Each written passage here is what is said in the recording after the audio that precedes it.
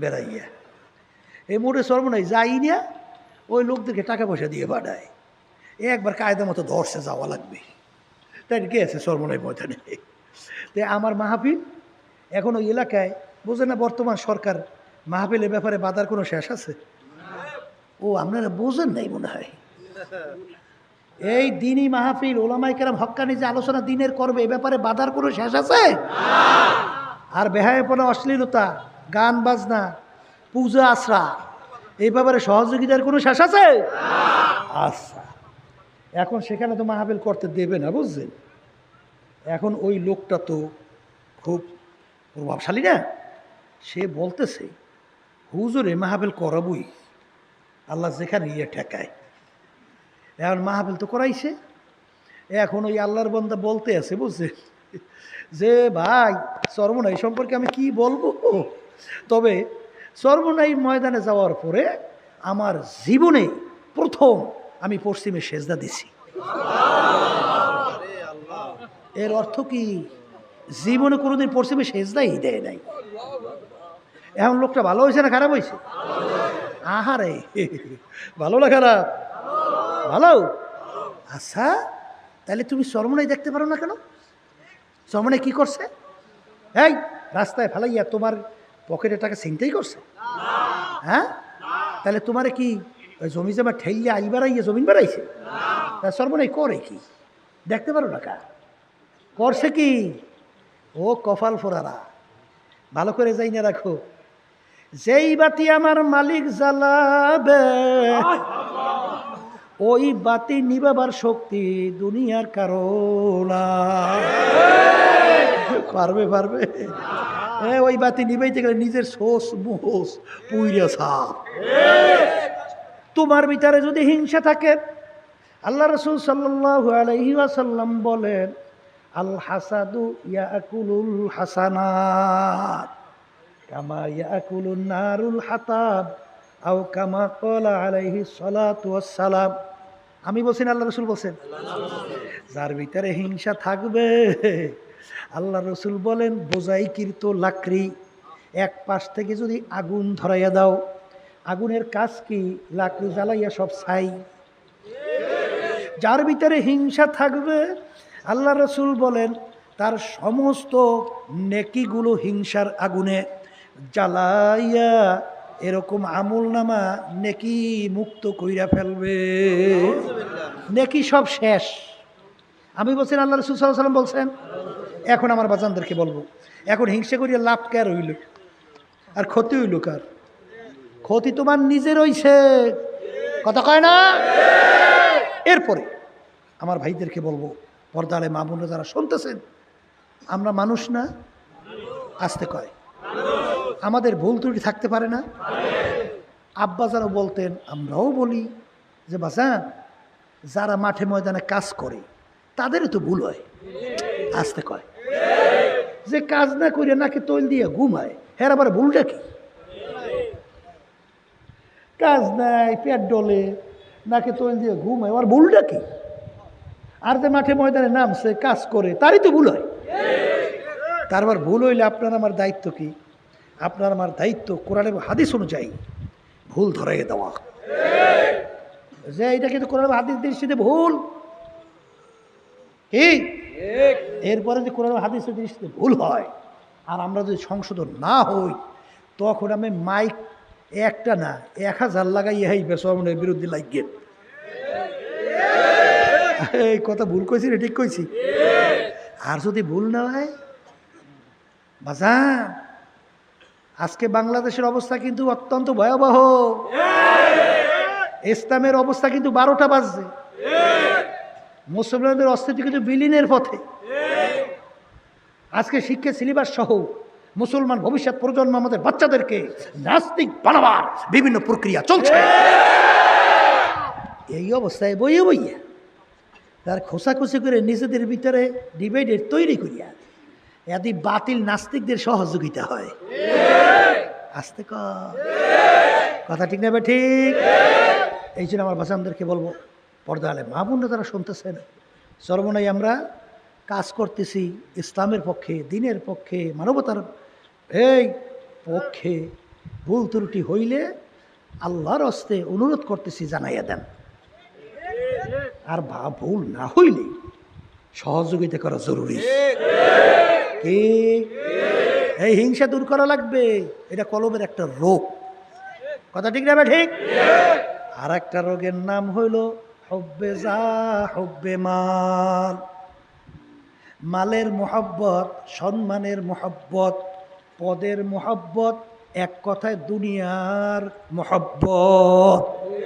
আল্লাহ রসুল সাল্লাল্লাহু আলাইহি ওয়াসাল্লাম বলেন, এই হুব্বুদ দুনিয়া রসু কুল্লি খতিয়াতিন, সমস্ত গুনার মূলই হলো এই দুনিয়ার মোহ, এই দুনিয়ার মোহাব্বত। আমি বলছি না, আল্লাহ রসুল সাল্লাল্লাহু আলাইহি ওয়াসাল্লাম বলছেন। কেমনি এখনই বুঝবেন। এক শ্রেণী আমার বাবারা আছে দল করে, কি করে? হাদিসের ভিতরে আসছে আল্লাহ রসুল সাল্লাল্লাহু আলাইহি ওয়াসাল্লাম বলেন, কিয়ামতের ময়দানে যেদিন অন্য কোনো ছায়া থাকবে না, একমাত্র আল্লাহর স্পেশাল আরশের ছায়া ছাড়া, আল্লাহর আরশের ছায়া ছাড়া অন্য কোনো ছায়া থাকবে না, সেদিন 7 প্রকার লোককে আমার মালিক ডাইকা ডাইকা তার স্পেশাল আরশে ছায়া দান করবে। এর ভিতরে এক প্রকার হইল হুব্বু ফিল্লাহ বুগজু ফিল্লাহ, যারা দুনিয়ায় থাকা অবস্থায় মোহাব্বত রাখবেও আল্লাহকে রাজি খুশির জন্যে, আর মোহাব্বত ছাড়বেও আল্লাহকে রাজি খুশির জন্যে। এই প্রকার লোকদেরকে আল্লাহ ডাইকে তার আরশে ছায়া দান করবে। মোহাব্বত রাখবে কার জন্যে? আর ছাড়বে কার জন্যে? এই সাহাবায়ে কেরামদের মতো ঈমান আনার জন্য আল্লাহ বলছে, আমিনু কামা আমানা নাস। এই আবু বকর সিদ্দিক রাদিয়াল্লাহু তাআলা, তাদের ঈমান কেমন ছিল? ছেলে তখনও মুসলমান হয় নাই, আবু বকর সিদ্দিক রাদিয়াল্লাহু তাআলা তিনি মুসলমান হয়ে গেছে। এখন যুদ্ধের ময়দানে ইসলামের পক্ষে যুদ্ধ করে আবু বকর সিদ্দিক রাদিয়াল্লাহু তাআলা, আর তার ছেলে যেহেতু কাফের, কাফেরের পক্ষে যুদ্ধ করে, ঠিক কিনা? এই পরবর্তীতে যখন নাকি ছেলে মুসলমান হয়ে গেল, ছেলে ডাক দিয়ে বলতেছে, আব্বা জান, অমুক যুদ্ধে এমন কায়দায় আপনি আমার সামনে পড়ছিলেন, আমি ইচ্ছা করলে আপনার মাথাকে আমি দ্বিখণ্ডিত করে ফেলতাম, পারতাম, কিন্তু কেন করি নাই? যেহেতু আপনি আমার আব্বা, এই জন্য করি নাই। আবু বকর সিদ্দিক রাদিয়াল্লাহু তাআলা আনহু বলেন, বাবা আমি খোদার কসম করে বলছি, ওই সময় যদি তুমি আমার সামনে পড়তা, সঙ্গে সঙ্গে তরবারি দিয়ে তোমার মাথাকে আমি দ্বিখণ্ডিত করে ফেলতাম। কারণ তখন তুমি ছিলে আমার আল্লাহর শত্রু, তুমি ছিলে তখন আমার রাসূলের শত্রু, আমার নবীর শত্রু, আর তখন ছিলে তুমি মুসলমানদের শত্রু, ওই হিসাবে তুমি আমারও শত্রু। এর নাম হলো হুব্বু ফিল্লাহ বুগজু ফিল্লাহ। আর বর্তমানে এক শ্রেণী আমার বাবারা, পর্দার আড়ালের মা বোনেরা, দলের নেতা নেত্রীরা ইসলামের বিরুদ্ধে সিদ্ধান্ত নেয়, আসতে কয় মিথ্যা এমনভাবে বলা শুরু করছে, রাত্রে দিন বানাইয়া ফেলায়। একটু আসতে কয়, জুলুমের কোনো শেষ নাই, রাস্তায় নামলে গুম হয়, গড়ে গেলে খুন হয়। আসতে কয় এই ইসলামের বিরুদ্ধে। এরপর অন্যান্য শয়তানি তোর অভাব নাই, আইন পাশ করে কোরআন হাদিসের বিরুদ্ধে। এরপরও দল করে, দল আর ছাড়ে না, ওদিকে নামাজও পড়ে, রোজাও রাখে, হজও করছে, আবার দান সৎকার অভাব নাই, ওদিকে আবার সেই দলের সঙ্গে জড়াইয়া কথা কয় না, আছে না? না এই আল্লাহর বান্দারা ভালো করে যাই না, রাখো। এই হুব্বু ফিল্লাহ বুগজু ফিল্লাহ, মোহাব্বত হবেও আল্লাহর জন্য, ছাড়বেও আল্লাহর জন্যে। তুমি নামাজি হইতে পারো, রোজাদার হইতে পারো, হাজি হইতে পারো, তোমার মোহাব্বত যদি আল্লাহর জন্য না হয়, সারা যদি আল্লাহর জন্য না হয়, তাহলে এই হাদিস অনুযায়ী আল্লাহর রসুল বলেন, কিয়ামতের ময়দানে তুমি স্পেশাল আমার মালিকের আরশে ছায়া পাবা না। কি কথা ঠিক নেবে? ঠিক। এই জন্য আমার ভাইদেরকে বলবো, পর্দা আলাই মা বোনদেরকে বলবো, বাজান এই দুনিয়ার মোহে পড়িয়া এক শ্রেণী আমার বাজানরা আছে, ঘুষ খায়, আছে না? সুদ খায়, আছে না? এই সরকারি দলের সঙ্গে জড়াইয়া ক্ষমতার বলে চেয়ারে বৈশা বাংলাদেশের কষ্ট অর্জিত আমার জনগণের, আমার বাজানদের টাকা এই সরকারি ফান্ডে জমা হয়। সেই টাকা ক্ষমতার বলে এই দেশ থেকে পাচার কইরা বিদেশে বেগম পাড়া তৈরি করে। ঠিক নেবে? ঠিক। ওদিকে আবার দেখবেন, ওরে খোদা রে খোদা, হজ প্রতি বছরই ফেরায় যায়, আবার কয় তাহাজ্জুদও পড়ে। কি এরা ভালো করে বোঝা লাগবে। আমার মালিক কিন্তু তোমার আমার নামাজের পাগল না, রোজার পাগল না, অন্য কোনো ইবাদতের পাগল না। আমার মালিক তোমার আমার নামাজ দিয়া কি করবে, তোমার আমার রোজা দিয়া কি করবে? আমার মালিকের কি তোমার আমার নামাজের কোনো দরকার? এটা মুখ খুললে কন, কোনো দরকার আছে? আমরা কোরবানির পশু জবাই করি, এই কোরবানির রক্ত গোশত কি আল্লাহর দরবারে পৌঁছে? কি পৌঁছে? তোমার আমার ভিতরের অবস্থানটা পৌঁছে। জোরে বলে কথা ঠিক না বেঠিক? আমরা নামাজ পড়ি কেন? মালিকের হুকুম পালন করি। রোজা কেন রাখি? মালিকের হুকুম পালন করি। হজ কেন আদায় করি? মালিকের হুকুম পালন করি। কবরের যাত্রীরা, আল্লাহর বান্দারা, পর্দা আলে মা বোনেরা, বোঝার সুযোগ কিন্তু চক্ষু যে কয়দিন দুনিয়ায় খোলা থাকবে সেই কয়দিন বোঝার সময় সুযোগ থাকবে। আর যেদিন চিরতরে চক্ষু বন্ধ, আর কোনোদিন বোঝার সুযোগ আর মেলবে না। জোরে মেলবে, আর কোনোদিন মেলবে না। এই যে আমার বাজানদেরকে বলবো, পর্দা আলে মা বোনদেরকে বলবো, আমার মালিক বলছেন, ইয়া আইয়ুহাল্লাযীনা আমানু দুখুলু ফিস সিলমি কাফা। এই ইমানদারেরা যারা আমাকে বিশ্বাস করো, যারা পরকালকে বিশ্বাস করো, আরে দিন কিন্তু পরিপূর্ণ, দিনের ভিতরে পুরাপুরি ঢোকো। কিছু মানবা কিছু মানবা না তা কিন্তু হবে না। বাজান ছাত্র 10 সাবজেক্টে পরীক্ষা দেয়, 9 সাবজেক্টে যদি গড়ে 100-র ভিতরে 100 করে নম্বর পায়, এক সাবজেক্টে যদি ছাত্র ফেল করে, ছাত্র পাস না ফেল? কোন আবার বলেন? আর ছাত্র যদি 10 সাবজেক্টে গড়ে 33 করে নম্বর পায়, ছাত্র পাস না ফেল?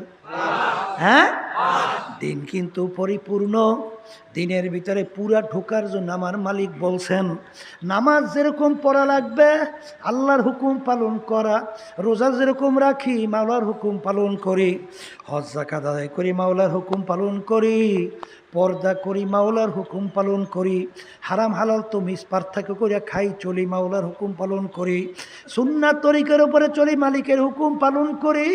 কিন্তু বাজা এক শ্রেণী আমার বাজানরা মুসলমান দাবি করে, কিন্তু আল্লাহর জমিনে রাষ্ট্রীয় পর্যায়ে আল্লাহর দিন বাস্তবায়নের ব্যাপারে সেইটা পালন করি না। এটা কি মালিকের হুকুম না? এটা মালিকের হুকুম না? আমার মালিক কি বলছেন? আকিমুদ্দিন, তোমরা দিনকে রাষ্ট্রীয় পর্যায় পর্যন্ত প্রতিষ্ঠা করার সাধ্য অনুযায়ী চেষ্টা করো। বলে কথা ঠিক কিনা? এক শ্রেণী বাজানরা আছে, পীর হইছে, এখন সম্মানের শেষ আছে, পিছে হুজুরের কাছে সবাই আসবে, পাও ধরে সালাম করবে, আবার মাথা একটু পাইতে দেবে, হুজুর আমার জন্য একটু দোয়া করেন, আবার হাদিয়া তোফাও দেবে। হুজুরে কত বাপ, কথা হয় না। আমার আর কাম কি, আমি তো আছি কায়দায়, ইমাম সাহেব আছে, এই ইমামতি লইয়া আছে, অসুবিধা কি? এই মুহাদ্দিস সাহেবের আছে, আমরা হাদিস পড়াইতেই তো আছি, দরকার কি? কিন্তু ওই হাদিস কি করবা? মান রাআ মিনকুম মুনকারান ফালিয়ুগাইয়িরহু বিয়াদিহি ফাইন লাম ইয়াস্তাতি' ফাবিলিসানিহি ফাইন লাম ইয়াস্তাতি' ফাবিকলবিহি ওয়া যালিকা আযআফুল ঈমান। আল্লাহ রাসূল সাল্লাল্লাহু আলাইহি ওয়াসাল্লাম বলে, অন্যায়ের প্রতিবাদে তোমার যদি শক্তি থাকে, অন্যায়কে হাত দিয়া ফিরাও, ওই পরিমাণ যদি শক্তি থাকে মুখ দিয়ে বইলে অন্যায়কে ফিরাও, ওই পরিমাণ যদি শক্তি না থাকে, মনে মনে পরিকল্পনা করতে থাকো কিভাবে অন্যায়কে ফিরানো যায়। শেষের অবস্থান কিভাবে অন্যায়কে ফিরানো যায়। আল্লাহ রাসূল সাল্লাল্লাহু আলাইহি ওয়াসাল্লাম বলেন, ঈমানের দুর্বল অবস্থা। এইটা কি অবস্থা? কিসের দুর্বল? আবার কোন, আবার বলেন, আবার বলেন। এইটা কিন্তু ঈমানের সাথে সম্পৃক্ত। বসে বসে পেট ডলেন আর বেহেশতে যাইবেন, এর শিখাইছে কে? হ্যাঁ, আল্লাহ রাসূল সাল্লাল্লাহু আলাইহি ওয়াসাল্লাম অন্যায়ের প্রতিবাদে। এই এক আল্লাহর ঘরে ঈমান আনার কথা বলতে যাইয়া তার দান মোবারক শহীদ হয়ে গেছে, তার মাথা মোবারক হেলমেট ভেঙে ঢুইকে পড়ছে, তার শরীর মোবারকে রক্ত মোবারক বের হইয়া জুতা মোবারক আটকে গেছে। দর বেশি দেখাও। বুজুর্গি কি নেহি হামকো জরুরত, বুজুর্গি কি নেহি হামকো জরুরত, গোলাম আপনা বানালে আয় খোদায়া। হ্যাঁ, ওহুদের ময়দান। আমি যখন মদিনা শরীফ গেলাম, এই আল্লাহ রাসূল সাল্লাল্লাহু আলাইহি ওয়াসাল্লামের উপরে এমন আক্রমণ হয়েছে, আল্লাহ হাবিব সাল্লাল্লাহু আলাইহি ওয়াসাল্লাম দাঁড়িয়ে থাকতে পারে না, জমিনে পড়িয়ে গেছে। আল্লাহু আকবার। এই শয়তান ঘোষণা করাই দিয়েছে, কুতিলা মুহাম্মদ নাউজুবিল্লাহি মিন যালিক। আল্লাহ রাসূল সাল্লাল্লাহু আলাইহি ওয়াসাল্লাম দুনিয়াতে নাই। সাহাবাই কেরাম আল্লাহর হাবিবকে ধইরা ধইরা ওই যে পাহাড়ের গর্তের ভিতরে যে রাখছিল, আমি পাহাড়ের কাছে যাইয়া সেই গর্তটা কাছে দেখে দেখে দেখে আসছি। আর পেট ডলেন আর বেহেশতে যাওয়ার স্বপ্ন দেখেন, এত সহজ? তাহলে আল্লাহ রাব্বুল আলামিন শর্ত লাগাইছেন, ওয়ালা নাবলুয়ান্নাকুম, অবশ্যই অবশ্যই আমি পরীক্ষা করবই করব। পরীক্ষায় পাশ না করিয়া কেউ বেহেশতে ঢুকতে পারবা না। কি নবীরা পর্যন্ত এক পর্যায়ে দুই হাত মালিকের দরবার উঠাইয়া, মাতা নাসরুল্লাহ, হে আমার মালিক তোমার সাহায্য কোথায়, এই অবস্থায় না পড়ে বেহেশতে ঢুইকে গেল। তাহলে এই হাদিস কি করবেন? এই হাদিসের অর্থ কি করবেন? হ্যাঁ, আমার মালিক কি তোমার আমার নামাজের পাগল নাকি, না রোজার পাগল?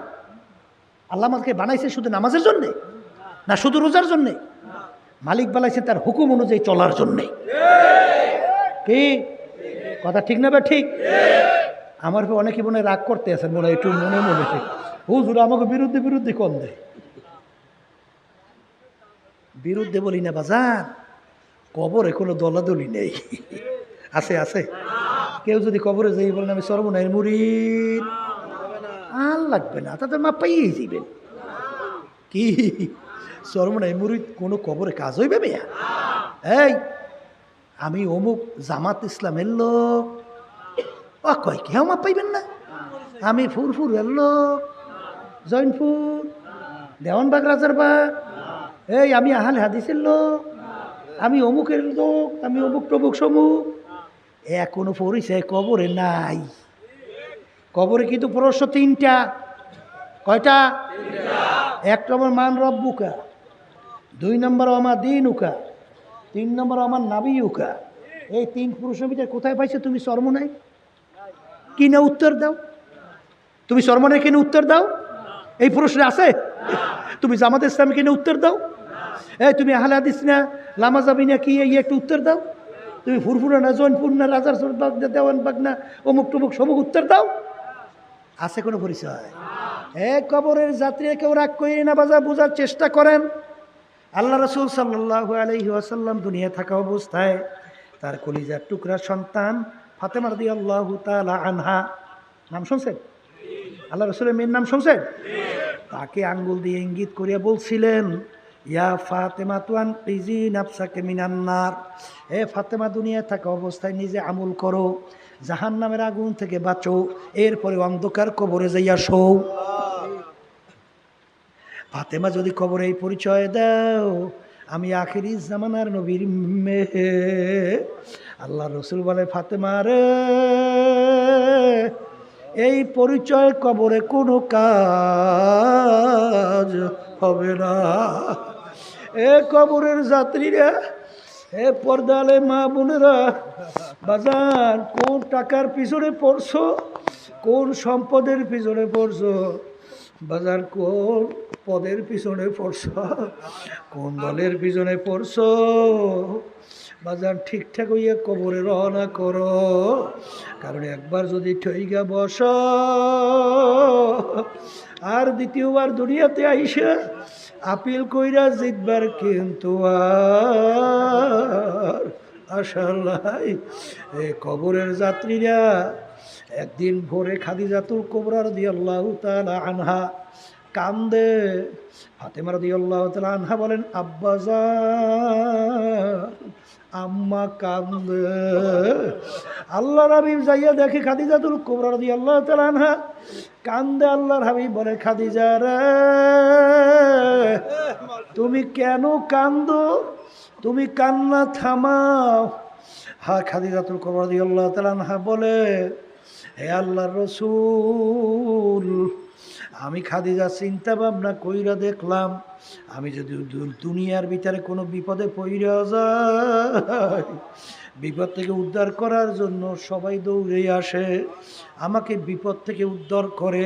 কিন্তু আল্লাহর রাসূল, আমি খাদিজা চিন্তা ভাবনা কইরা দেখলাম, আমি খাদিজা যদি কবরে বিপদে পইরা যাই, ওই কবরে তো আমার কেউ নাই নাই না, ওই কবরে বিপদ থেকে আমাকে কে উদ্ধার করবে? এই কবরের চিন্তায় আমি খাদিজা কান্দি। আল্লাহ রসুল বলে, খাদিজা কান্না থামা। হে আল্লাহ রসুল, শর্ত মানা লাগবে। কি শর্ত? আপনার গায়ের ভিতরে, আপনার গায়ের জামা মোবারক, আমি যদি দুনিয়ার থেকে আপনার আগে বিদায় হয়ে যাই, আমার আপনার জামা দিয়ে আমার কাপড়ের কাপড় পরানো লাগবে। কারণ আপনার জামা যদি আমার সঙ্গে লাইগা থাকে, কবরের মাটি আমাকে চাপ দিতে সাহস পাবে না। আল্লাহর রাসূল, আমার কবরের উত্তর আপনার দিয়ে দেওয়া লাগবে। তিনি দুনিয়ার থেকে বিদায় হওয়ার পরে, কবর দেওয়ার পরে সাহাবায়ে কেরাম যার যার পথ ধইরা তার যার গন্তব্যে চইলা যায়। আল্লাহর হাবিব সাল্লাল্লাহু আলাইহি ওয়াসাল্লাম কবরের পাশে অপেক্ষা করে, খাদিজার কবরের প্রশ্নের উত্তর দেবে। সময়ের পর সময় যায়, কবরে কোনো প্রশ্নও নাই, উত্তরও নাই। আল্লাহ রাব্বুল আলামিন ডাক দিয়ে বলে, হাবিব গো, আপনি এখানে কেন অপেক্ষা করেন? হে আল্লাহ, আমার খাদিজার কবরের প্রশ্নের উত্তর দেওয়ার জন্য। আল্লাহ রাব্বুল আলামিন বলেন, হাবিব গো, লাগবে না, লাগবে না, আমার খাদিজার কবরের প্রশ্নের উত্তর আমি স্বয়ং রব্বুল আলামিন নিজে দিয়া দিলাম। আল্লাহুল মাওলা ফালাহুল কুল। যেই বান্দাবান্দি আমার মালিকের জন্য হইয়া যায়, ওই বান্দাবান্দির জন্য আমার মাওলা নিজেই যথেষ্ট হইয়া যায়। এই জন্য আমার ভাইদেরকে বলবো, পর্দা আলে মাহবুবদেরকে বলবো, বাজান দলাদলি ছাড়ো, টাকার গরম ছাড়ো, ক্ষমতার গরম ছাড়ো, বংশের গরম ছাড়ো, মালিকের পাগল হও। গুনার কথা মনে করো, দুই চোখের পানি ফালাইয়া কাঁদো।